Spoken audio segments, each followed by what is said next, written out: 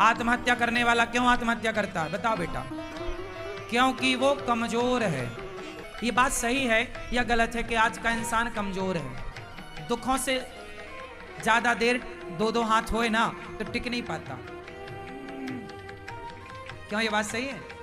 आजकल हर आदमी सुख चाहता है और दुख से लड़ना जानता नहीं। हमने अपने जीवन में बचपन में बहुत दुख देखे हैं। मैं बचपन में गांव में जाकर भीख मांगता था। मैं गाय चराता था। मेरे दोस्त कपड़े पहनते थे, मैं उनके कपड़े देखता था। एक साल में एक जोड़ी कपड़ा दिलाते थे पिताजी मेरे। पैंट पहनता था, उसमें पूरा छेद हो जाता था, पीछे छिन जाता था, चड्डी दिखने लगती थी, तब भी मैं उसे पहनता रहता था। वो दिखाता था पिताजी को, देखो इतना बड़ा छेद हो गया है, अब तो दिला दो। तो जब बोलते थे तब 2 महीने बाद दिलाते थे। मेरी एक मौसी है,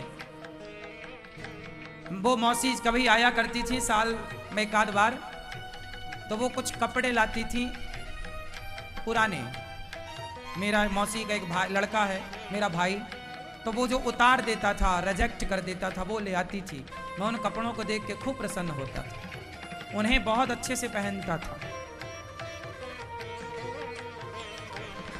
इस हाल से, इस हालातों से गुजरे, एक एक रुपए के लिए तड़पे और तरसे। उन हालातों में भी प्रसन्न थे। वो दुख था। सारे लोग आश्चर्य मानेंगे, आप हंसेंगे मेरी बेबसी पर। मुझे याद है आज भी, मेरे गांव के सारे लड़के पैंट शर्ट पहनते थे और मैं एक लौता था जो चड्डी पहन के उनके बीच में बैठता था। एक बनियान और चड्डी, सब पैंट पहन, मेरे पास थे नहीं, अब थे तो फिर वो फटा था। ऐसे हालातों में हम रहे।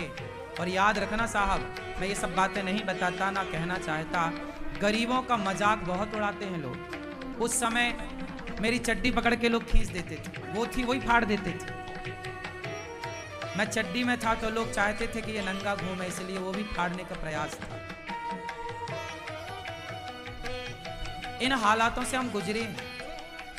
हमारी माँ बताती है कि बारिश में बेटा पानी पूरे घर में ऐसे चूता था, मतलब टपकता था। हमारी माँ हमें लेकर के दूसरे के घर में रात को सोने, पूरा घर, पिताजी माँ जी सब दूसरे के घर कई बार जाते थे सोने के लिए। घर में पानी कहीं सूखा ही नहीं था और टाइल पत्थर थी नहीं, गोबर से लिपता था, तो पानी गिरने पर मिट्टी कीचड़ होता था और वो कीचड़ तब तक होता था जब तक सूख ना जाए। तो दूसरे के घर पर सोना मजबूरी थी। उन हालातों से हम चले हैं, गुजरे हैं। गरीबी क्या होती है हमने पुस्तकों में गरीबी पढ़ी नहीं है साहब, देखी, उसमें रहे हैं, उसमें जिए हैं। लेकिन तब भी शिकायत ईश्वर से नहीं थी, तब भी रोते नहीं थे। उन मुसीबत से डट के उस समय भी हम लोग खुश थे, प्रसन्न थे। उस हाल को भी हमारी माँ ने, हमारे पिताजी ने डट करके सामना किया उन दुखों से और जिए हैं। आत्महत्या का मन नहीं बनाया कि चलो जी अब तो कुछ नहीं, हम मर जाते हैं।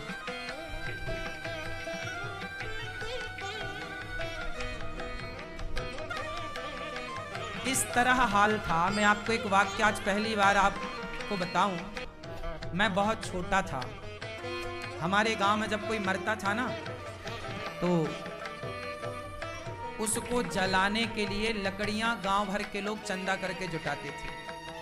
ये परंपरा रही है पहले कि जब कोई मर जाता था तो सब लोग ना अपने घर के बाहर 2-2 लकड़ी मोटी मोटी रख दिया करते थे, तो वो ले जाया करते थे और चिता पे फिर उसको जलाते थे। मतलब इस तरह आलम था कि जब कोई मरता था तो उसको जलाने के लिए लकड़ियों का भी चंदा होता था, मतलब सबसे मांगी जाती थी। एक बार की बात है,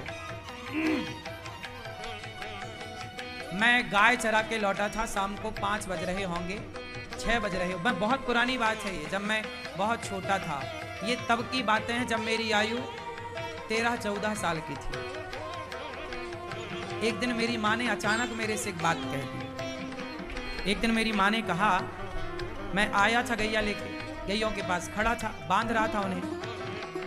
कभी कोई गांव में मरा होगा तो लोग लकड़ियां देते हैं। तो मेरी माँ ने मेरे से बोला कि बेटा, मैं मर जाऊं तो तुम गांव भर से लकड़ियां इकट्ठी मत करना। ये मेरी माँ ने बोला। मतलब मेरी माँ को इस बात का डर था कि हम लोग इतने गरीब हैं कि हम लोगों के पास तो मर जाएं तो लकड़ी भी नहीं है जलाने के लिए, चिता जलाने के लिए। इस तरह की गरीबी से गुजरा हूं। मेरी माँ ने ये बात कहा तो मैं माँ की ओर देख के मुस्कुरा दिया था। मैंने कोई जवाब नहीं दिया था। तब क्या कहता मैं तो खुद भी बच्चा था। लेकिन हर माँ बाप के एक सपने होते हैं। ये बच्चे आजकल जो लड़का लड़कियों में उलझ जाते हैं, अपना जीवन बिगाड़ लेते हैं, ये समझते नहीं है कि एक संतान के प्रति माँ बाप का कितना सपना, एक अरमान होता है। कितने सपने होते हैं माँ बाप के, और माँ बाप के उन सपनों को पूरा करने के लिए हमारा जीवन होता है, माँ बाप की सेवा करने के लिए होता है। तो मैं आपको ये बातें सिर्फ इसलिए बता रहा था कि आप लोग शायद इस दुख से ना गुजरे हों। मैं गुजरा हूं इन दुखों से, लेकिन हम लोगों ने उन दुखों को लड़ करके उन दुखों से विजय पाई। आज आपको ये सब दिखता है, व्यक्ति की कामयाबी खूब दिखती है लोगों को, लेकिन व्यक्ति के पीछे का संघर्ष कभी नहीं नजर आता। ना कभी कोई देख सकता, ना कोई देखना चाहता। उस दौर को जब हम याद करते हैं, तो याद नहीं करते, वो तो प्रसंग बस आपसे हमने आज पहली बार ये बात कह दी। हमारे यहाँ साधु संत जब गांव में आते थे ना, तो मेरी आदत थी मैं संतों को पकड़ के घर ले आया करता था। एक दिन मैं 8 संतों को घर ले आया। माँ ने कहा कि बेटा, उस समय 11 से 12 बज रहे थे, 11-12 का बीच, और उस समय हम लोग घर में सब खा चुके थे। गांव में सुबह का भोजन 10 बजे हो जाता है, तो हम लोग सब खा चुके थे। और जब खा लिए तो संत आए 8-10, मैं ले आया पकड़ के गांव से। गांव में संत आए, बोले भैया भोजन मिलेगा कहीं? मैंने कहा हमारे घर चलो। मैं ले आया। माँ ने कहा कि बेटा संत आ गए, तुम पूछ तो लेते, भोजन नहीं है, सब खत्म हो गया। 2-4 रोटी बची रही होंगी। अब खाने के बाद कितना बचता है? जरा सा। एक आदमी हो तो आदमी हो भी जाए, पर 8 साधु थे। तो मैं तुरंत मांगने चला गया। सोचिए, ये था कि द्वार पे कोई आ जाए ना तो तुरंत मांगने जाना पड़ता था। तो मैं पास के पड़ोस में मौसी के घर, मौसी मतलब गांव में जितनी होती है ना, वो बुआ होती हैं या मौसी होती हैं या चाची होती, गांव में यही परंपरा है। मेरे गांव में सभी को मैं मौसी कहता था या चाची कहता था या बुआ कहता था, क्योंकि गांव का यही रिवाज था। तो मैं मौसी के घर, सामने घर था घर के, तो मैं मौसी के घर आटा मांगने गया। मौसी जरा आटा दे दो। गांव में यही होता है, आपके घर में नहीं है तो आप आटा मांग लाते, जब आपके घर होता है तो आप वापस कर देते हैं। तो हम आटा मांग के ले आए। तब हमारी माँ ने थोड़ी पूड़ी बनाई, थोड़ी साग बनाई और थोड़ा खीर, दूध घर में था, गाय थी तो चावल की खीर। तो खीर पूड़ी संतों को परोसी। और जब संत भोजन कर रहे थे ना, तो मेरे मन में एक सपना चल रहा था कि मैं बड़ा होऊंगा तो कभी ऐसी सेवा करूंगा कि कोई भी संत आए, अन्न क्षेत्र लगाऊंगा ताकि कोई भी आओ, सबको पेट भर भोजन मिले। ये तब की बात जब मैं 14 साल का था, जब मैं दूसरों के घर से आटा मांग कर सेवा करता था। तब की ये उम्मीदें थी मन में, भाव थे कि कोई संत आएगा तो भोजन कराऊंगा। ऐसा मेरे मन में एक सपना था। मेरे को भोजन कराने का बड़ा शौक था बचपन से। लड़कों को आजकल ना गाड़ी चलाने का शौक है, किसी को मोबाइल का शौक है, किसी को घर बंगला बनाने का शौक है। मुझे सेवा का शौक था बचपन से कि अन्न, कोई आए सबको भोजन। मैं जब किसी को भोजन करते हुए देखता हूँ ना, बड़ी शांति मिलती है कि चलो ये आप खा रहे हैं, देखते रहो। बस लोगों को खाते हुए देखना अच्छा लगता है।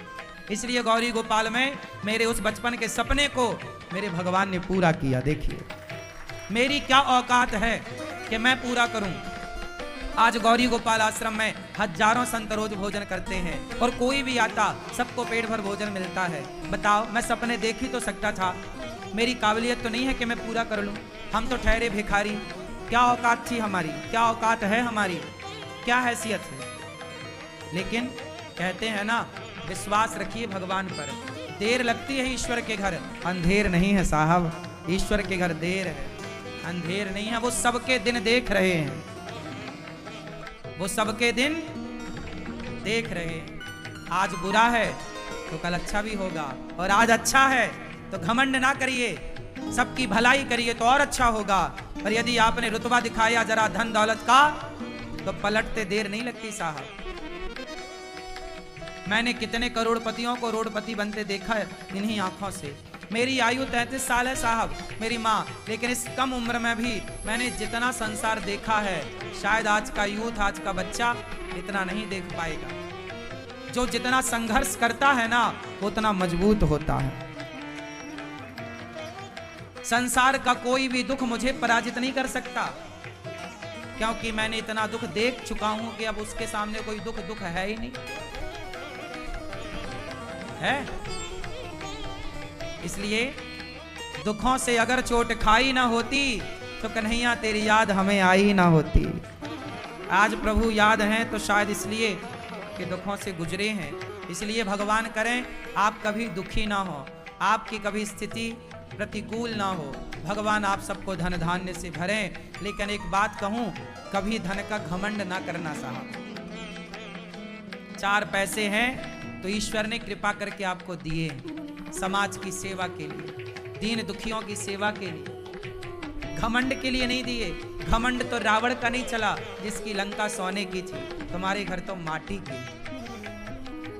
है ना। मेरा मन कर रहा मैं थोड़ा रो लूं, पर अभी समय नहीं है रोने का, फिर कभी रोएंगे, है ना।